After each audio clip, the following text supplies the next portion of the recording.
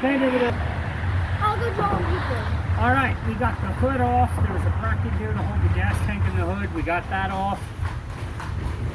Got the new motor ready to go. Got the belt on. What about the cover? We're not putting that on. Hmm. We got the freshly powder coated rims with new tires and tubes on both sides. It looks super sharp. I got the 7-inch moldboard plow connected. We're going to go see if we can't tear up some earth. I have to say, Jake did a phenomenal job on them. I love it. So let's fire this thing up and see what she does.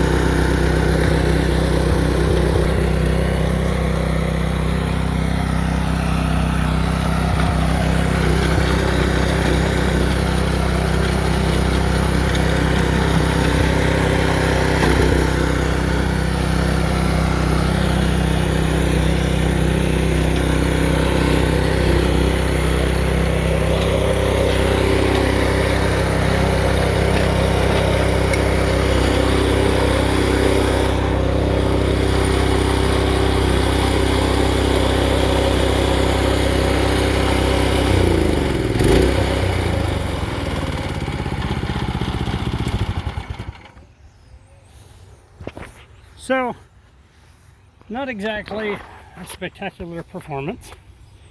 Clearly it needs some weight on the wheels. I can see why some collectors were literally putting water in their inner tubes, which to me seems a little foolish. But I can definitely understand that. Now I need to get counterweights, which David Bradley made some that would bolt right into these. Remember right, it's either into these two or these three. It's a round counterweight goes right in. Predator works well. No complaints there. Kind of wondering if maybe I shouldn't have gotten a little bit bigger of a motor. I don't know yet. I need to get some weight on the drives to really tear into it. One thing I did not foresee, this thing is so sloppy loose that if it jumps a little bit, it slams it off. And then I have to literally just continually yank it back up. And I'm wondering if that's what this was for. I don't know. I'm not sure.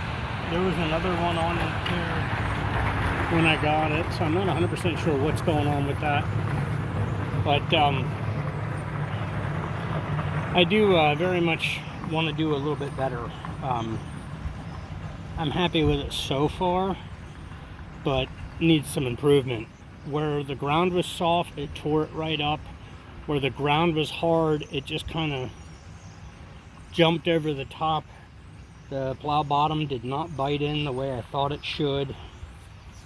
I'm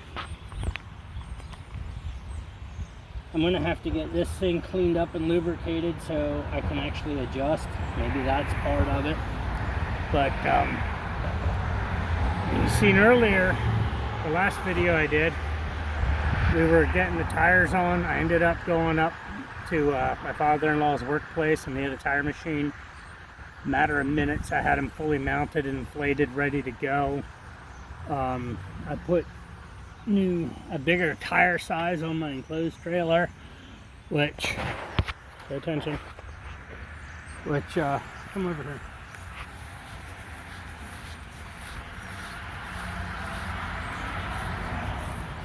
It came off of a boat trailer, same lug pattern. It's one of these cheap Harbor Freight trailer kits. I got it used off some guy from Montgomery County.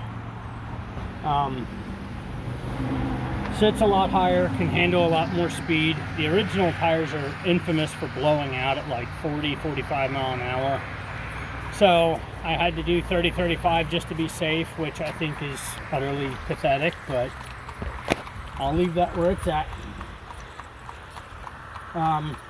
Yeah, so another life lesson that came out of this, I was going to try and do those ag tires on the rims myself, just using hand tools. And I could have probably eventually got it done, but properly equipped, you can do so much more. You can be so much more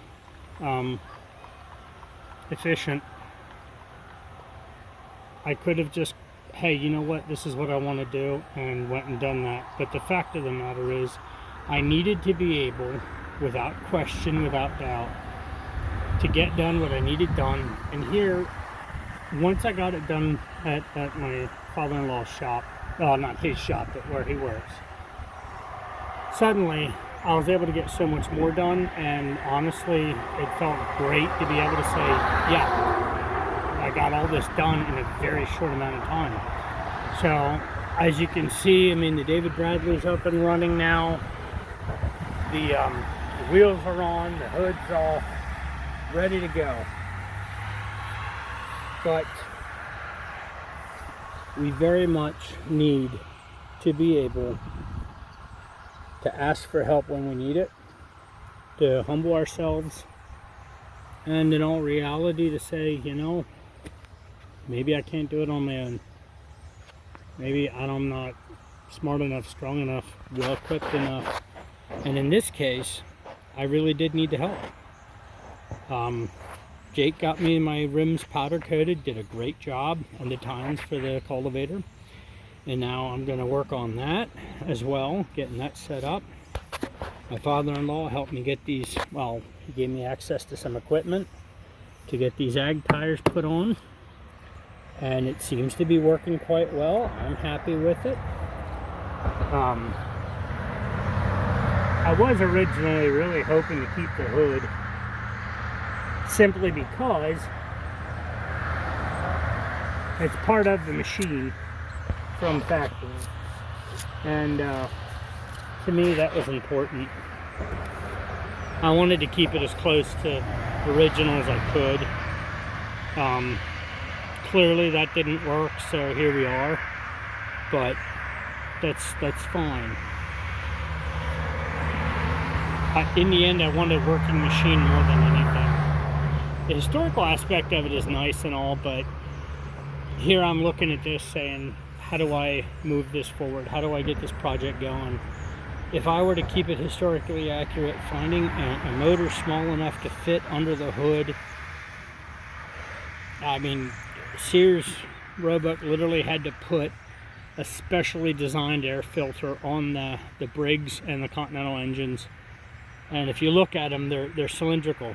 They're about that long, about that big around. It's a paper air filter encased in metal. I have no idea where I'd get another one. But because this has its own fuel tank, its own air filter, and not designed for that, it's a little bit bigger. This is a 6.5 horse. The other one, the original, I think was a 5. But maybe I call that guy from Marketplace and get that 9 horse Honda and slap that on there. I don't know.